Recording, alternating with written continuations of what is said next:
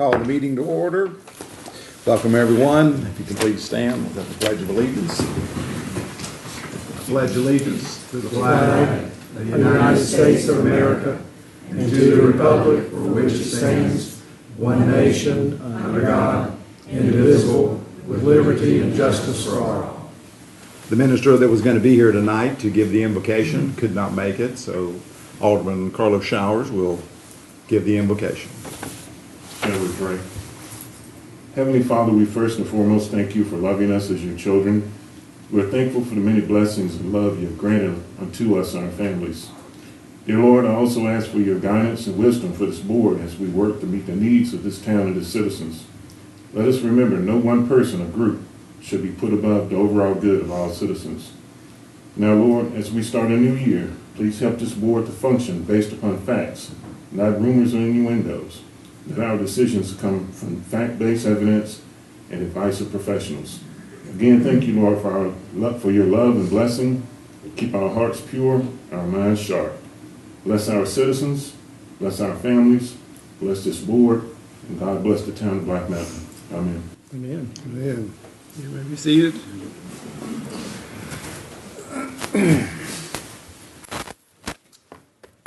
Well, I'm trusting most people had a very good holiday season. We start the new year. Hopefully it'll be a good new year for all of us. Unfortunately, this holiday was not exactly as good a holiday as it could have been for some of us, some of our own family here in the town. Jean McNerney, Darlene's mother, unfortunately passed away during the Christmas holiday season. She certainly did a good job in molding Darlene into what she is. Same way with Margie Owens, the mother of Steve Jones, our fire chief. She too passed away. A couple other ladies that have been instrumental in our community, Margaret Blizzard, a long time a family here. She has a surviving son, Tom Blizzard, who has done us a lot of work on the golf course. And then another lady, Violet Miller, who was involved a lot in the politics of the town. And unfortunately, we had a fifth one, and that was Harriet Stiles. And for those who knew Harriet Stiles, or if you just moved here, you probably heard of Harriet Stiles. There's not been anyone before, during, or that will come after her that could do as much for this community as Harriet and her husband, Judge Stiles, has done. Just a phenomenal lady. All these people, keep them in your prayers. Just a little aside here, under the category of Never Stop Learning. January the 9th was one of my second most favorite day in the winter, because the first day is December the 10th.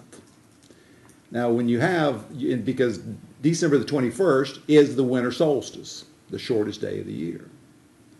But just the way the moon works on its cycle as it goes around in the earth, December the 10th is the shortest time for the sunset. The sunset starts getting longer after December the 10th. But the sunrise continues later and later until this past Friday on January the 9th. Then it too turns around. So now we are gaining on both sides, both sunrise and sunset. I'm sure that inspires you all and you feel so much better because of that, but it is an interesting day. I have a proclamation here, proclamation honoring Dr. Martin Luther King Jr. Whereas Dr. Martin Luther King Jr. inspired millions of Americans to participate in nonviolent protests to support the ideals of equality for all, and was a motivating force behind a civil rights movement that has had as its goal the creation of a society tolerant of all races, cultures, and nationalities. And whereas the ideals of Dr. King and of Black Mountain's commitment to human rights are worthy of reflection and serve as a reminder that improving the quality of life for all members of our community is a responsibility of every citizen. And whereas the celebration of Dr. King's birthday is intended as a time for all Americans to reaffirm their commitment to the basic principles that underlie our Constitution, equality and justice for all. And whereas the town of Black Mountain encourages all citizens to rededicate themselves to the principles of respect for human rights and freedom, and of belief in nonviolence, and of commitment to improving our community through community service and volunteerism. Now therefore I, C. Michael Sobel, Mayor of the town of Black Mountain, on behalf of the Board of Aldermen and the citizens of Black Mountain, wish to honor and do by here proclaim Monday, January the 12th, 2015 is Dr. Martin Luther King Jr. Day. The town of Black Mountain will honor Dr. Martin Luther King Jr. at the 25th annual Shenandoah Valley Prayer Breakfast, Saturday, February 28th, hosted by the local Martin Luther King Jr. Memorial Corporation. Each year, scholarships are awarded to local recipients who have applied and made it through the selection process. The challenge that the scholarship pose include critical thinking and compassionate actions. Signed this 12th day of January, 2015. Okay, next up is citizen comment. We have two. Mr. Dick Kennedy will be first.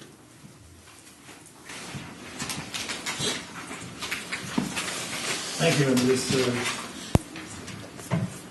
say that this is not a complaint.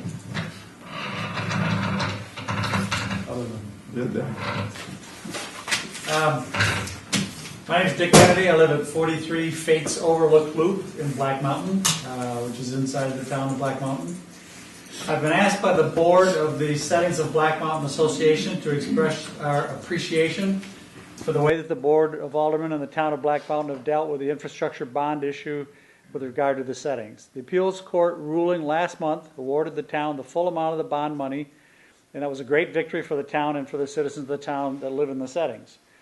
The bond company still has, I think, until the 20th, and Ron can correct me on that, this month to petition the North Carolina Supreme Court, but we feel that you are very close to the end of this long road of trying to deal with that issue. And we understand that as a beneficiary of the bonds, you had some responsibility to pursue this payment.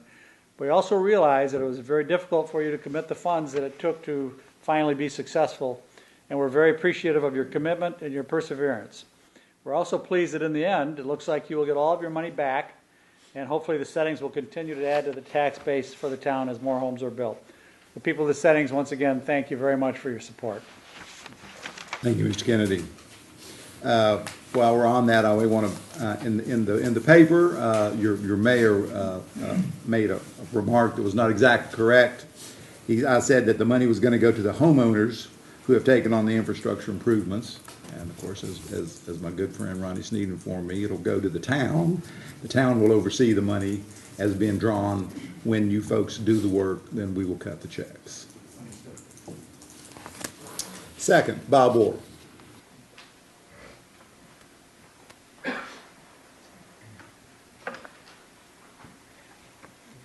My name is Bob Orr, and I live at 21 Vance Avenue. Own and operate Black Mountain Stove and Chimney. We've been in business and part of the community for 35 years. So we're starting our 36th year. I'm here also on a note of appreciation, and just wanted to say thank you to the board and also compliment them on the action they took in December.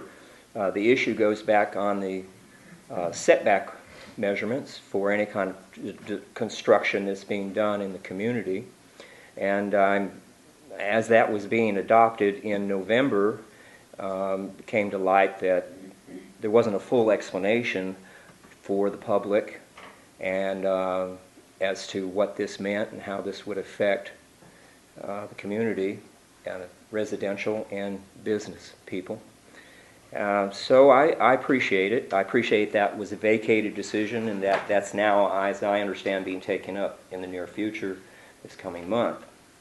But the main reason I'm here is just to say I think it was a right decision. I think it was a something that will serve to benefit the community, to reconsider it and to look at all the issues involved in it. And while I'm here and I have a moment, I just want to say that the basic issue difference between residential people want to be private. And that's why you develop setback measurements. We who are in business, we want to be public. We want visibility. We want to take a lot that's small and irregularly shaped and has some odd, different,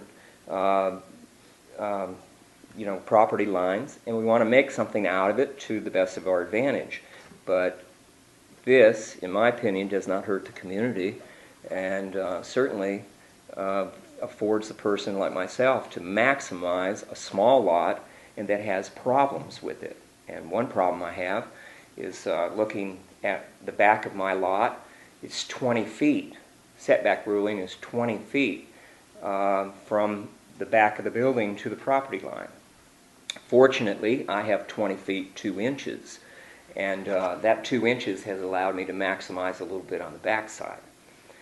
There are some other things that are involved in that, and I just hope as you look at this and that you will consider it, you will hopefully make a decision that shows the difference between how we treat residential property and how we treat business property.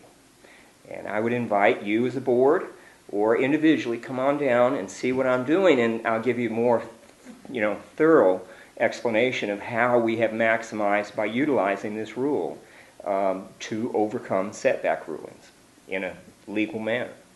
But I just think it would be a wrong decision to treat the residential and the business in a similar fashion.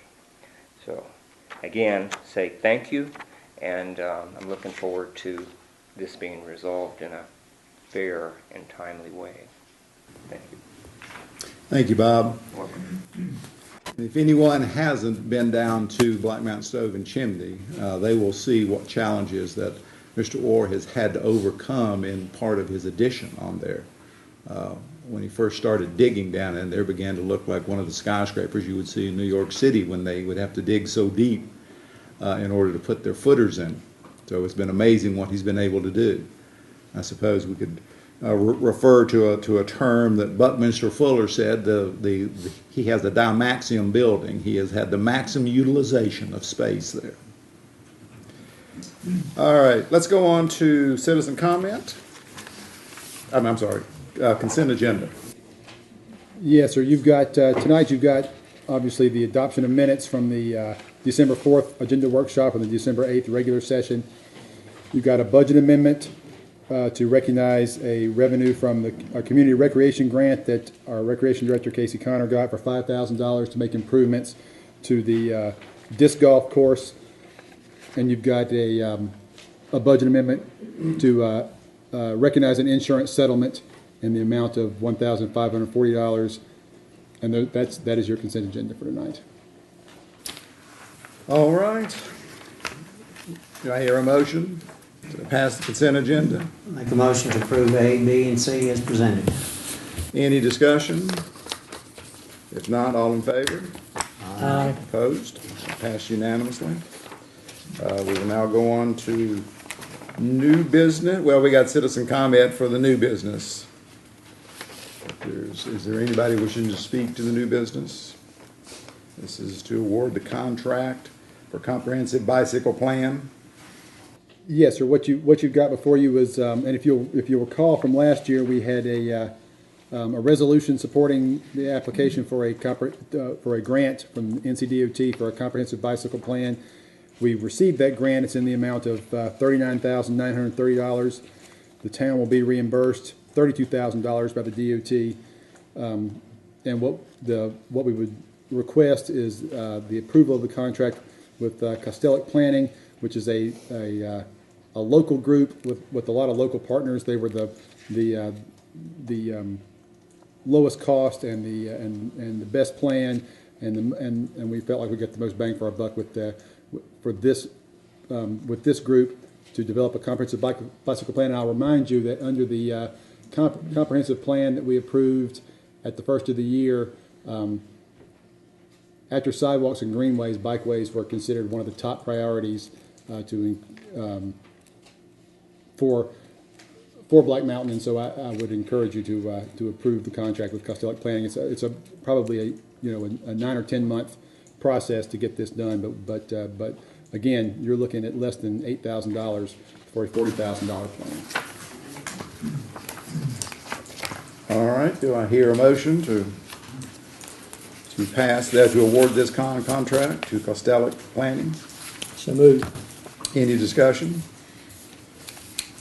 Not all in favor? Aye. Opposed? It passed unanimously. No unfinished business.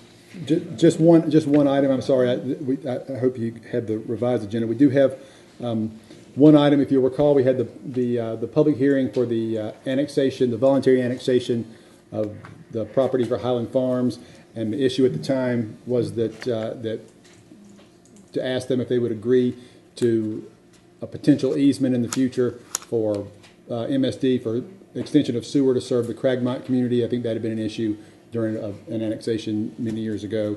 They have provided that, and so I would request that we adopt the resolution confirming that ordinance. That ordinance would have expired on January 15th had we not been able to come to some agreement over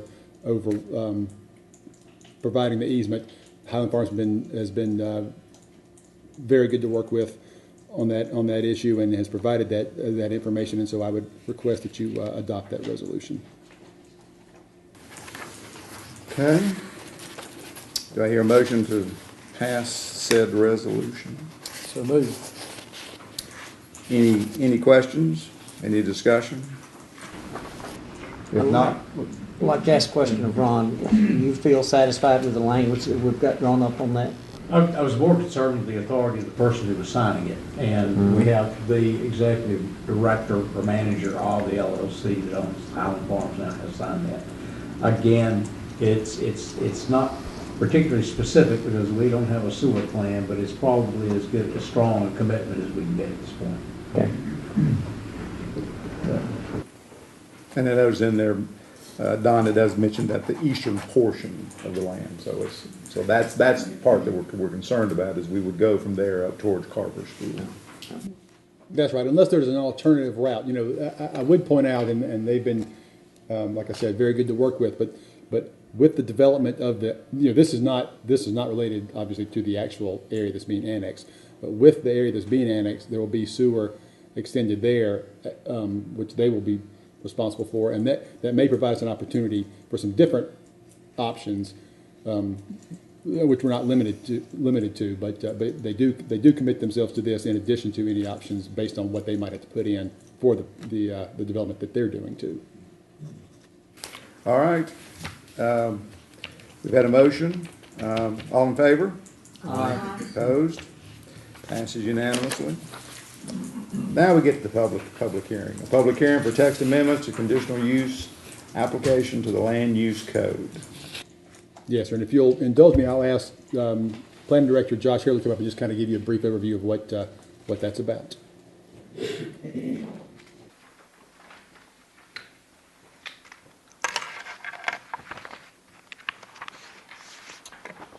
Okay, what this does, currently in our conditional use application process, any conditional use would require a master plan to be submitted with that application. Going through our table of uses on some of the conditional uses that we allow, for example, bed and breakfasts and automotive services, daycare centers, things of that nature really don't have the need to have a master plan attached with the application. So what this amendment does is give us the authority, if you will, to kind of, for us to just to pick and choose what would be applicable to be submitted with that application. I know it's kind of common sense that those things may not need a master plan, but having it in writing is it's going to be better off to have it that way. And one of the reasons that we probably wouldn't need the master plan, just for the public to understand, is just the fact that most of the time we're dealing with acreage. Typically, in some of these cases, buildings are already in place, and laying out a full master plan or what they might be doing is just cumbersome for folks to do and not needed. Now, things like mobile home parks or multifamily uses would still, of course, need that. But this gives us the ability to say these smaller uses don't need it, so there's no point in having them do that. Okay, thank you, Josh. All right, I hear a motion to open the public hearing on text amendment. So moved. Any discussion? All in favor? Aye. Anyone wishing to speak? Looks as though we don't have anyone, so a motion to close the public hearing. So moved. All in favor? Aye. Opposed? All right, we need a motion to adopt ordinance O-15-01 to amend the text sections of the conditional use applications. So moved. Any discussion? If not, vote. All in favor? Aye. Opposed? And last, we need a motion to adopt the statement of consistency for text amendments to the land use code. So moved. Yeah. All in favor? Opposed? Passed unanimously.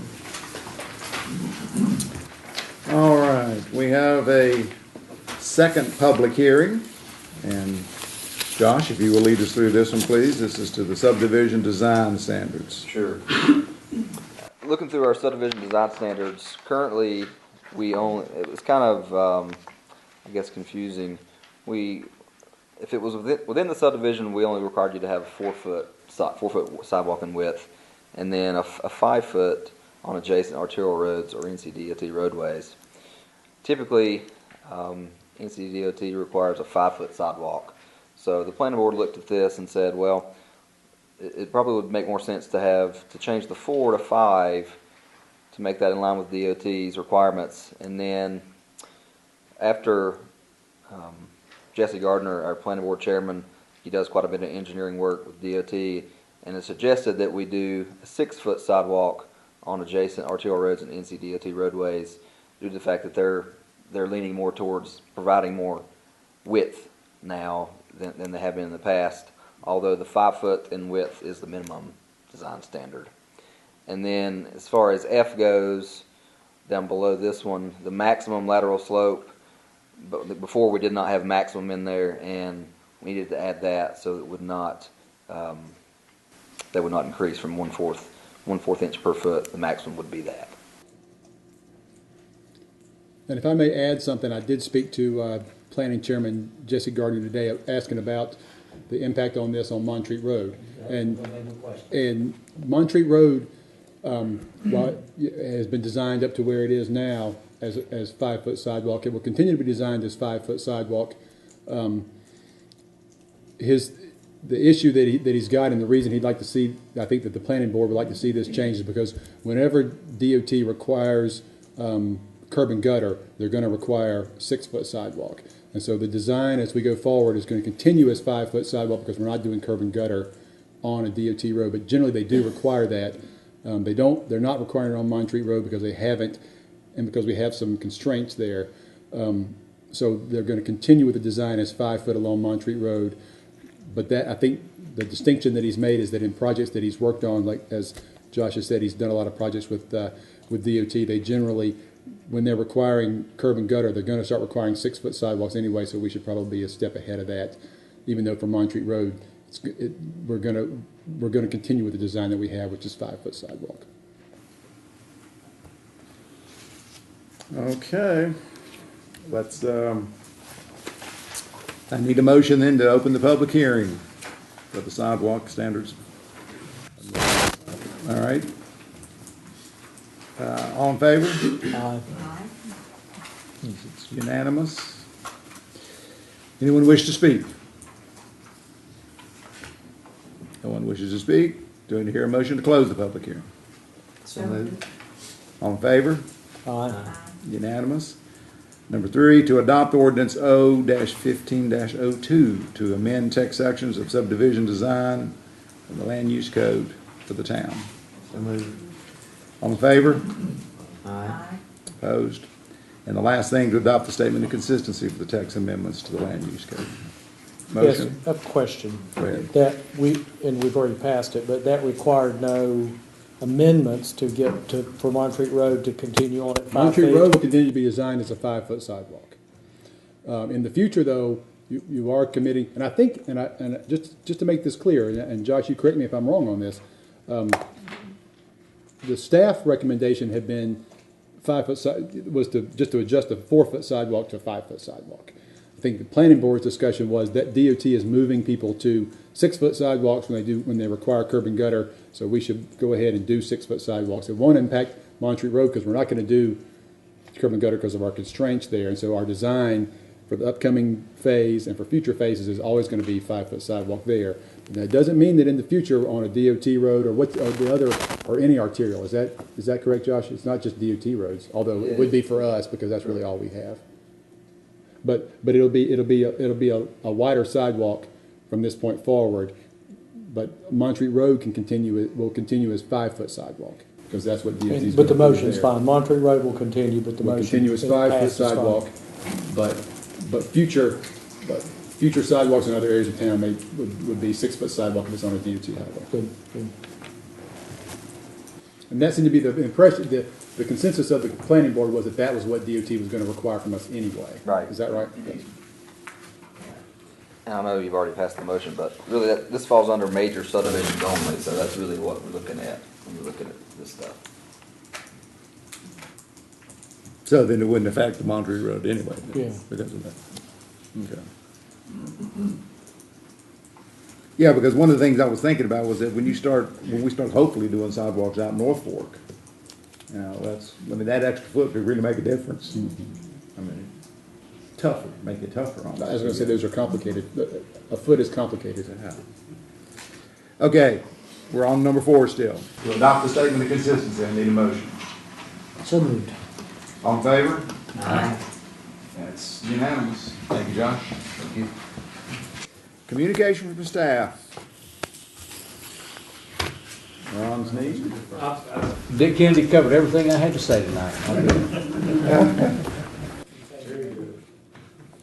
I do have something for you, Mr. Mayor. I would, even though I know that it has been a while, but if you'll recall, the Lake Tomahawk Dam has been under review from the Dam Safety Division of the Department of Environment and Natural Health or Natural Resources, and we've, as you know, you entered into a contract to have that. The trees can't be on the dam is the point, and we're going to take those trees off at the end of this month or 1st of February. We will issue a press release to get in the paper so people will know that. It is an issue from the state. We've been under their review for 4 or 5 years. Those trees obviously have been there much more than 4 or 5 years. They've been there for I would venture a guess of 40 years. They've been there for a long time, but they will come down, and we will and we'll follow the requirements that the state has given us for how to take the trees down, how to backfill behind them, and to make the dam as safe as possible. But I do want you to know that because we will do it quickly and efficiently, and Jamie Matthews is in charge of that of handling that project, and it'll be done well. But you do need to know that, and we'll issue a press release so the public is aware of it too. It is a mandate though from the Dam Safety Division of Diener. Matt, what sort of any replacement shrubbery, or has that been determined yet? Will they let you put anything back in there? No, but sir. What grass? they'll let us do is grass and flowers. So there will not be any. There won't be azaleas or any, there'll be nothing. There'll be nothing on there except that's what it'll be. It'll be a green bank when it's done. It'll be but all the pine trees and some of the trees that are not pine trees on the front side of it. Well, there's 55, I think roughly 55 trees, and they will come down. They go all the way down the bank to the backside, and they'll be gone. Stumps will be taken out to be backfilled. They'll be compacted, and then we'll sow it with grass. Did you say the end of the month? Yes, ma'am. I believe the end of the month, first of February is the scheduled time for that, and it will go quickly, but it will be a different landscape out there when it's done. Yep. So basically, as I try to think back on my botany, that means that there can be no herbaceously woody plants there then? No, sir. So that would exclude any azaleas also? No, sir. No, there'll be no azaleas on it. It'll be a grassy bank. I think it'll have wildflowers is the most intensive use that can be on the dam. It's less than 6 inches in diameter of grade. Yeah. Anything 6 inches of grade has to come off. That is what has to come off, and there'll be nothing put back on. Right. Well, if it can be 6 inches and be on there, and let's say it's 5, if there's something out there, they're saying that we could leave it? Well, that doesn't make any sense then if we can't, if we can't at least put some, the thing I'm trying to get at is trying to put some type of a shrub on there, as Larry was talking about. You know, something like, azaleas or some rhododendrons. Yeah. And if they can't, but what they've told us, and I believe this is right, if I'm The mistaken. root system, going through it with the engineer this week, the root system is the main thing they worry about. I even asked the question when we take the stumps out, you know, what kind of diameter around the stump we're gonna have as far as the root.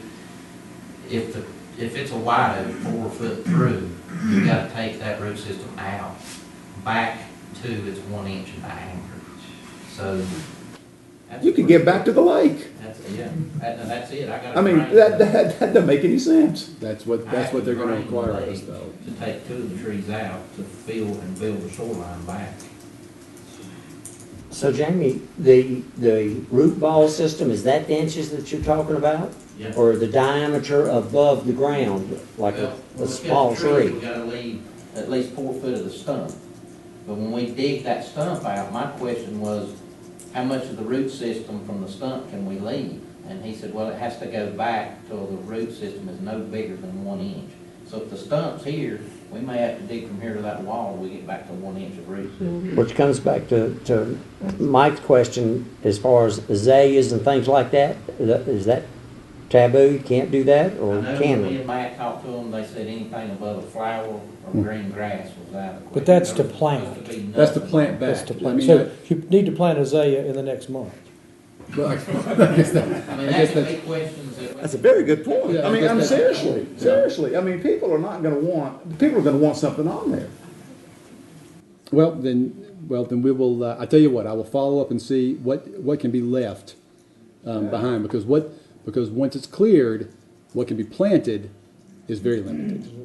Yeah, because there already are some azaleas that are on there. And did they mark the azalea? There's not much. They're on the side though. They're not much. Well, no, there's some right there near the, because we planted them, Urban Forestry did 20 years ago. Yeah. I mean, they didn't grow much. Did they mark those, Jamie? I'm not sure if they marked. If they didn't, it or not. I'll tell you this: they've already marked. I'll check and see, Mr. Mayor. And if they didn't mark them, they will not come. They will not come out. Most of what they marked was the pine trees coming down the bank on the back side and on the top. I mean, I can understand the fact that you're fearful of the roots growing through and then it creating a cavity there Right. and just slowly, And that's what they're trying to. That's what they're trying to prevent. Now, what they've said is clear it. But obviously, we will not take anything off of the dam. That if they don't flag it, it will not come off. But there are 55 trees coming off, and it will look much different regardless of what is left. But the thing that you were saying that just so didn't make any sense is that if there was something on there that was 5 inches in diameter, that it can stay. This is a little. I'm a little confused. They marked everything. They marked everything. Everything on that dam was flagged to come down. Some of the trees down in the bottom that's not marked, even some of them's dead and need to come out. But and some of them will come out because once when you start clearing them out, some of those will not be able to. They won't be able to stay. But those will be down at the bottom. I'm not as concerned. I mean, it's going to look. The point is that it's going to be a different view there. Like I said, we will leave whatever can be left behind. Will be on that dam. What you're saying too is just expect some phone calls. Yeah. I guess that's what I'm saying. Will the slope look a lot different when it's all said and done, or should it look about the same? The slope should look about the same. The only thing we gotta do is fill the area back in where we take the stumps out, but it has to be a certain type of soil, it has to be a certain proctor, it has to be clean of debris, rocks, anything that can create an airspace, it has to, I mean, it's gonna take some time, it's gotta be put in, packed in, the engineer has to be on site and approve it as we do it. So. Well, with as many trees, especially the oak trees that are on the dam itself, I mean, the integrity of the dam is being compromised. Well, that's why we're going to have to go slowly, and the engineer's going to oversee. I mean, when we cut it, we'll cut it all down, and the stumps will be left behind. Then we'll take the stumps out slowly and backfill them. That's how we'll do it. Yeah, but I mean, it's the root. It's the root that he's talking about. If you've got to follow that root, you get to an inch caliper on the root. You're going to tear up that. I mean, that dam's just going to be torn up. Well, but we're going to drop the lake to try to mitigate any damages that could happen, and we'll just address it as we get to it. We will take every precaution to make sure it's done safely. Matt, what's going to happen with the trees? Are they going to be, can we donate them to nonprofits? I don't think we can, I think that that's part of what we've bid that out, and I think that's part of the condition was taking it off. Bid it out just as one job, they take them, they clean them up, and they remove them, which for the price we got an amazing price on it. Yeah, so we probably need to let, whatever they're doing with the trees, we need to allow that. Be good to donate them to families who need firewood.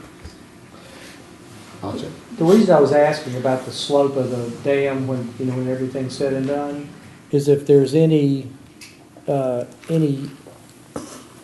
to use in any constructive way,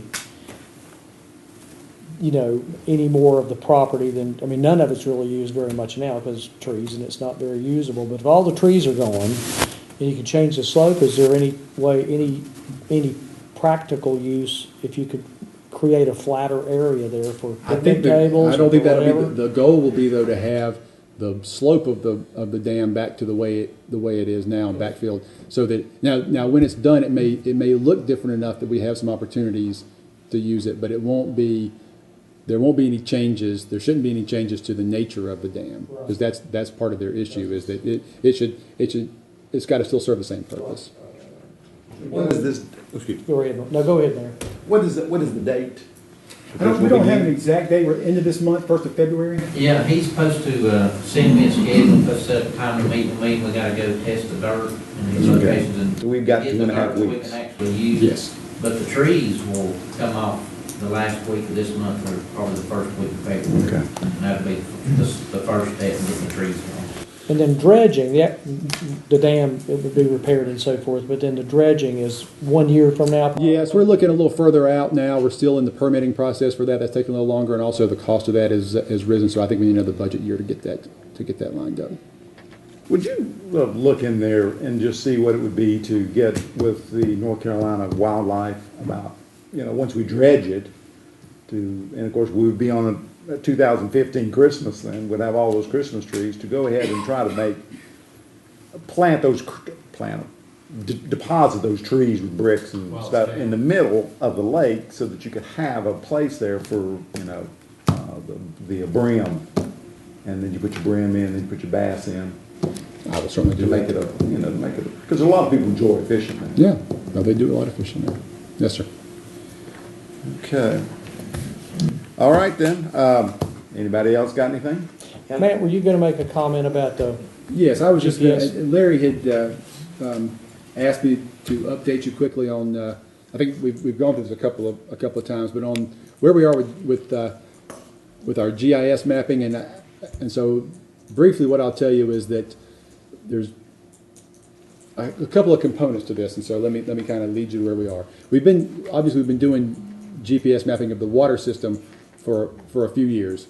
And we're probably, I think it's fair to say, 75% of the way through with data collection for that, for water lines, meters, hydrants, valves, those sorts of things. And so we've gotten that far. Now we're to the point now where our equipment is getting outdated, and so during the budget process we may have to look at updated equipment. I want to give you a heads up on that so that you're aware that as we continue the process to finish out the project, we may need updated equipment to do that. And the reason for that is we're working with Land of Sky to do the actual GIS mapping. We do it now through WK Dixon, but I think we're leaning towards switching the way we do that. And what will end up, the final product will be is a website that people can go to, or certainly that staff can go to, that shows us where everything is. Zoning, water, sewer, everything that we can show on a piece of property for someone. We certainly need that internally. Ultimately too, I know that other communities have shown that publicly, and so that anybody can go and look up if they're going to buy a piece of property or they want to look at their own property, they can see what's on their property.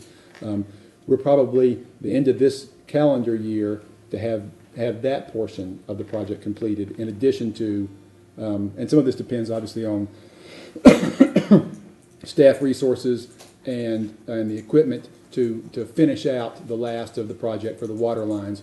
We are also going to map and document for a layer of GIS mapping the stormwater system for the entire town, focusing on the downtown, but doing the entire town. So your end result And that should also happen. That should be happening now and in the spring, so that before the leaves are on the trees and kind of an easier time to do that. So if we get the stormwater mapping done, the equipment that we need, and work with Land of Sky, who we're working with now, to get the computer model to set up so that we can set up a website for people to go and look at, then you will have, by the end of the calendar year, you'll be able to go online and look up your piece of property and see water, sewer, zoning, and stormwater, and see it on your piece of property, on any piece of property in town. I think it is obviously what we envisioned years ago when we started the process, and I think that we're nearing the end now of having it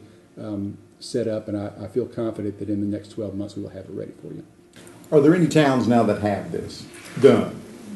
Yes, I think, Josh, I know that the town that Josh came to us from, North Wilkesboro, has this done, and I think it just went online recently, I believe. Is that right? Yeah. The website did. So their finished product is online, and I've looked at it. It's pretty impressive. You can pull it up. You can put an aerial map down. You can show where your piece of property is, or anybody. They show everything publicly. Now we might work on what you show publicly and what you don't, but maybe we show everything. We show everything to everybody. It's the question is getting the module in place so that we can do that, and that I think is by the end of the year. But yeah, there are other communities that do it. And then the reason I ask though is the fact that as you went ahead and worked on it, are we in a position here with our present models, and then if you speak with new equipment, to interface with new models to get to the same point they're at? Yes. And another big plus is the maintenance plan, so that we have a little bit of a strategy to try to get ahead of that just a bit as far as water. Well, it certainly gives us a planning tool to work from. I think it's an important step for people, for realtors and the public, and for staff that have questions about what's on this piece of property and what's not, and then how we address that comprehensively for the community. And that's all that I have. Thank you, ma'am. Good questions there. Don? Yes, sir. I don't know how many folks are familiar with the Spartan races. I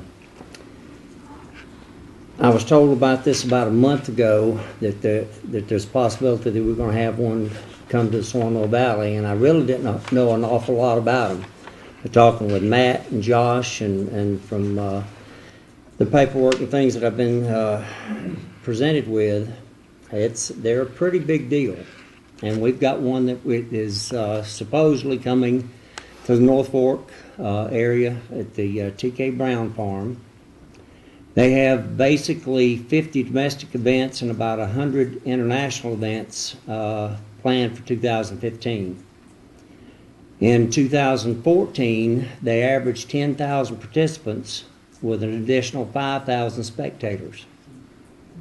Spartan hires many local folks to assist and set up and execution of the races, and local hotels, businesses benefit from a large crowd that attends these races. You have nights, meals, gas, supplies purchased locally, and the best thing is you have revenue that's going to be coming later as these folks come and see our area and then want to come back and go again.